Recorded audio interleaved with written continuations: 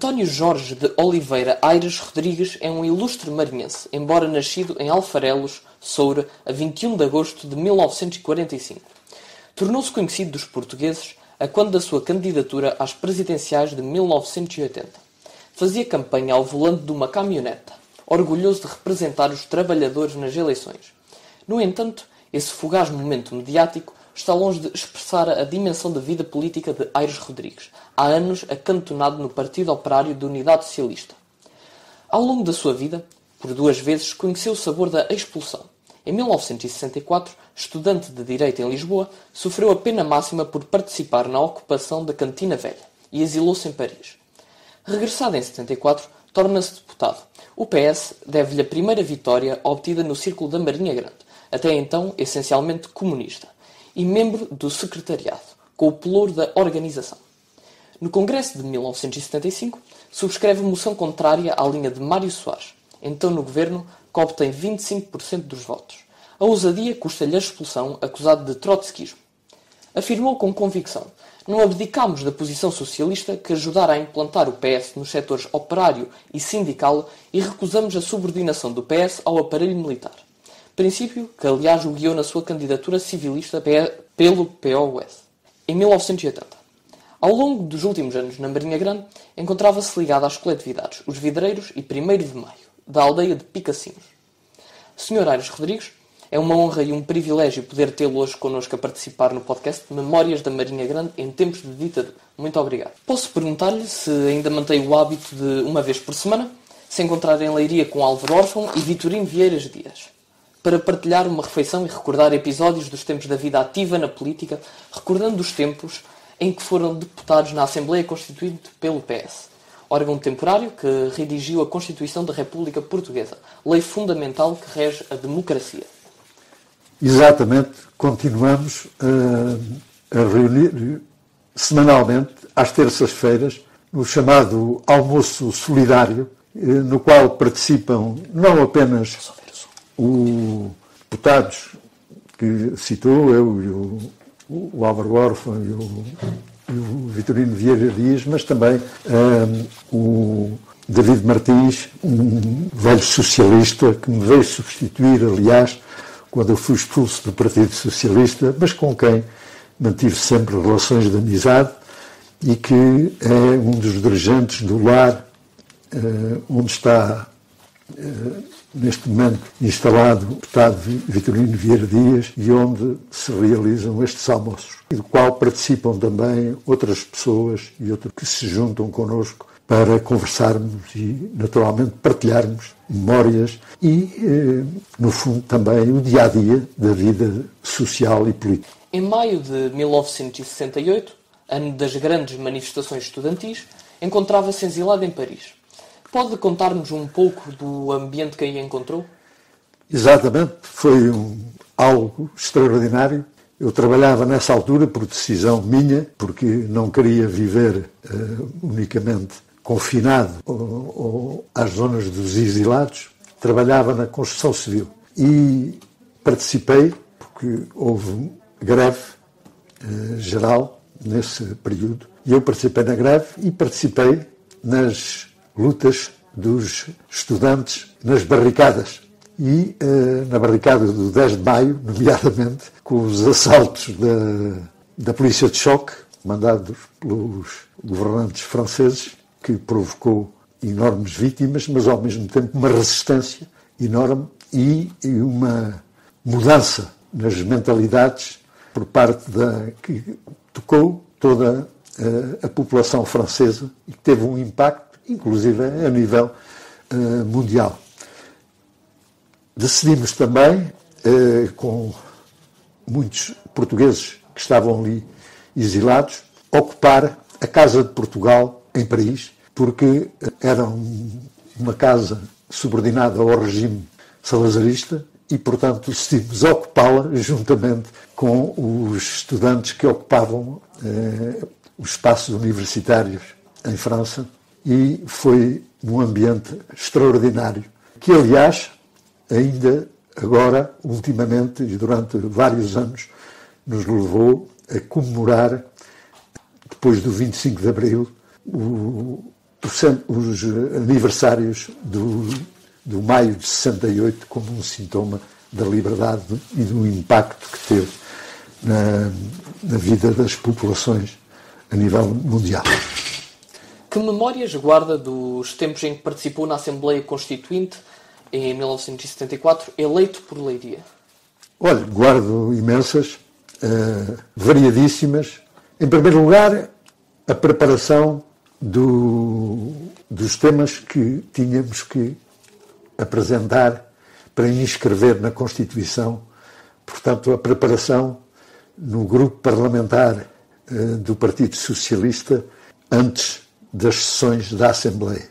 Reuniões que duravam, por vezes, até às 2 e 3 horas da manhã, porque o presidente do grupo parlamentar era Lopes Cardoso, que era um homem que aceitava todas as opiniões que deveriam ser discutidas. E, portanto, a discussão sobre a saúde, a educação, a segurança social, as leis do trabalho, as comissões de trabalhadores, em que eu tinha uma experiência particular dado o trabalho que aqui desenvolvi na redação, por exemplo, dos estatutos, muitas delas que ajudei aqui a escrever e a eleger, a propor candidatos para serem eleitos nas empresas, eram debates e reuniões extraordinárias, que depois permitiam que no plenário nós defendêssemos aquilo que queríamos ver inscrito na Assembleia, na Constituição. Queríamos ver inscrito na Constituição. Isso é extraordinário. Por outro lado, também tenho memórias e recordações do que eram os períodos antes da ordem do dia, que eram verdadeiros locais de debate político, porque eram um período de mobilizações, o chamado período revolucionário, e exatamente eram abordados pelos diferentes partidos no período de antes da ordem do dia os temas fraturantes naquele período.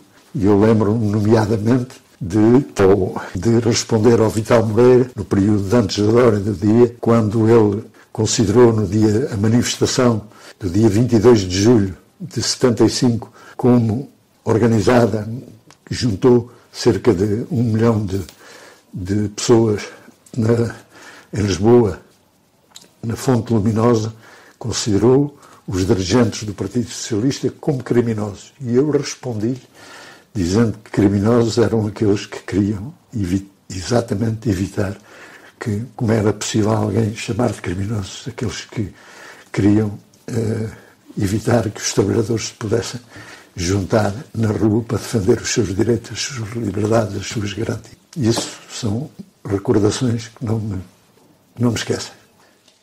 Como recorda o ano de 1977, quando se dá a ruptura com a Comissão Política de Mário Soares e acabou por ser expulso do PS, passando à condição de deputado independente? Foi um ano duro, custou-me pessoalmente e marcou-me pessoalmente bastante, mas considero que era o meu dever e não tenho qualquer arrependimento. Devo dizer que foi o único dia em que tive, antes de votar, tive fortes dores de cabeça, coisa que eu não tenho habitualmente.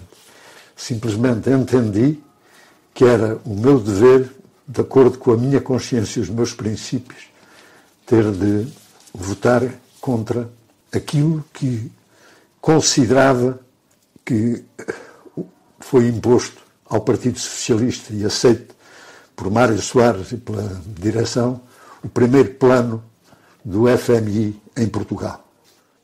No seguimento dessa ruptura, acaba por fundar o Partido Operário de Unidade Socialista, conjuntamente com Carmelinda Pereira. Podemos dizer que há males que vêm por bem? Penso que não é exatamente o termo. Eu penso que o que seria bom era que não tivesse acontecido essa situação e que a ruptura tivesse operado de outra maneira e não da forma que se operou. Porque eu penso que havia muitos outros deputados socialistas que não estavam de acordo com o orçamento que tiveram que votar e que o votaram constrangidos. Portanto, o que teria sido importante era que a direção do Partido Socialista não tivesse capitulado perante as imposições do Fundo Monetário Internacional. Considera que Portugal seguiu o melhor caminho nos últimos 50 anos, politicamente falando? Não. Considero que Portugal, quer dizer, as instituições representam os governos que têm estado à frente do país, ao contrário, todos eles escolheram o pior caminho. Escolheram o caminho da adaptação ao imperialismo mais forte, o imperialismo americano, e às suas instituições. Na minha opinião, a União Europeia é uma instituição que, contrariamente, e hoje estamos contrariamente àquilo que nos foi apresentado quando foi constituído, não foi uma instituição de paz e união para os povos, ao contrário, é um instrumento ao serviço dos interesses do imperialismo americano. Hoje estamos a vê-lo em relação à guerra e à subordinação que o imperialismo americano obriga a todos os governos da União Europeia. Esta é a minha opinião e eu penso que a resistência que se está a exprimir, inclusive por parte dos jovens nas universidades americanas e que neste momento está a transbordar para todas as universidades dos diferentes países da Europa, é a expressão dessa recusa de aceitação e, ao mesmo tempo, põe em causa e leva a raciocinar qual é a função da União Europeia e das suas instituições. No ano em que se assinalam 50 anos do 25 de Abril, tenho de lhe fazer a pergunta clássica. Onde é que se encontrava no dia 25 de Abril de 1974? Obviamente, encontrava-me no exílio, em França, e era animador sociocultural no Centro Social de Recuperação de um bidonville de Massy-Palaiseau, que era um dos bidonvilles que, à volta de Paris, onde estavam acantonados centenas de milhares de portugueses e que começaram a ser reabsorvidos e foram construídos em cada um desses centros, dessas cidades de trânsito, para a reabsorção dos bidonvilles e a passagem depois para os HLM, Habitation à Loyer Modéré. Havia umas cidades de trânsito para os habitantes dos bidonvilles. Na sua esmagadora maioria eram portugueses. Havia também alguns magrebinos, sobretudo argelinos, e alguns marroquinos, e alguns espanhóis, mas a esmagadora maioria eram imigrantes portugueses. Nesse centro social eu trabalhava como animador sociocultural, já depois de ter feito a experiência como trabalhador na construção civil e, portanto, tendo uma ligação e sabendo como é que viviam os trabalhadores, os imigrantes portugueses, conhecendo a sua realidade e, ao mesmo tempo, já falando muito bem e dominando, portanto, a língua francesa e tendo também, o segundo ano, apesar de tudo, da Faculdade de Direito, com uma certa formação cultural. O que foi importante, porque eu fazia aulas de alfabetização e a aula de alfabetização procurava fazê-la ao vivo.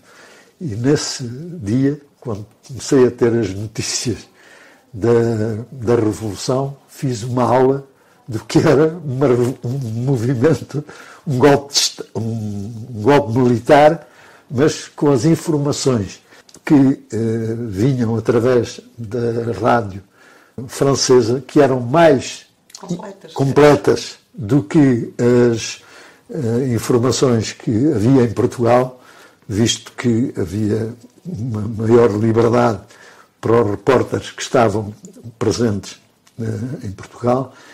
Havia a informação de que se tratava de uma revolta de militares de baixa patente e, portanto, contra um regime salazarista. E isso permitiu-me fazer uma sessão de alfabetização ao vivo, com uns a fazer de polícias políticos, outros a fazer de revolucionários.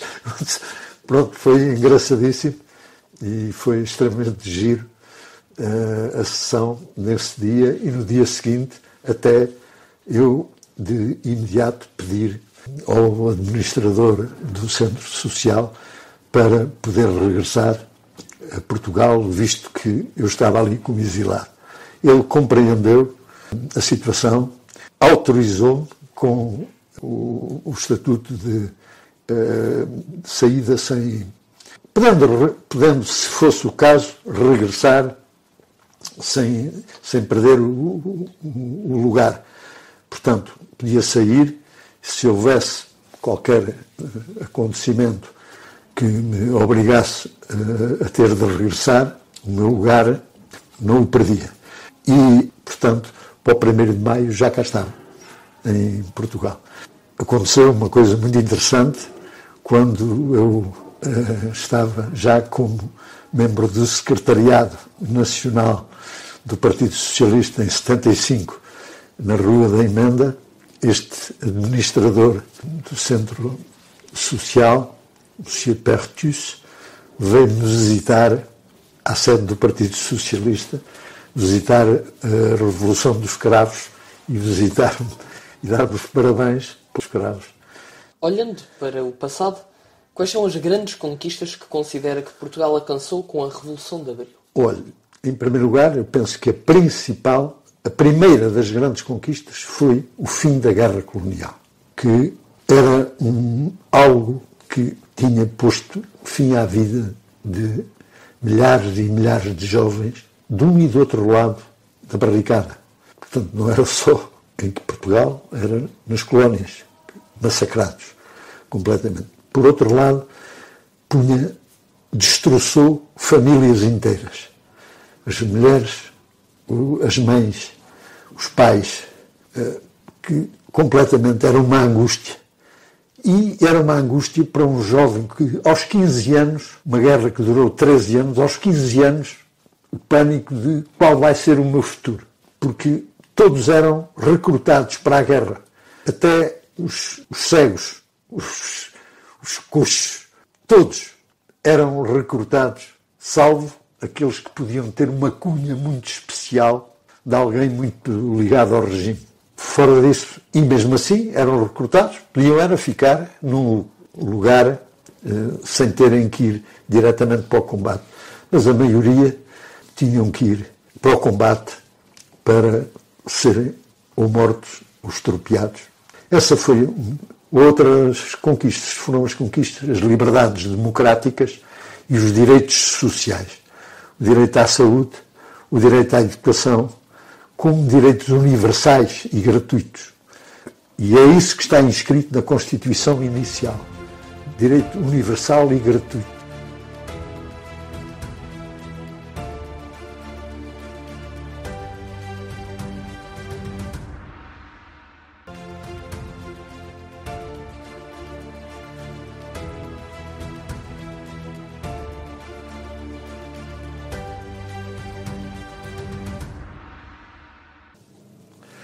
Em relação à reforma agrária, como é que vê a sua ascensão e a sua queda?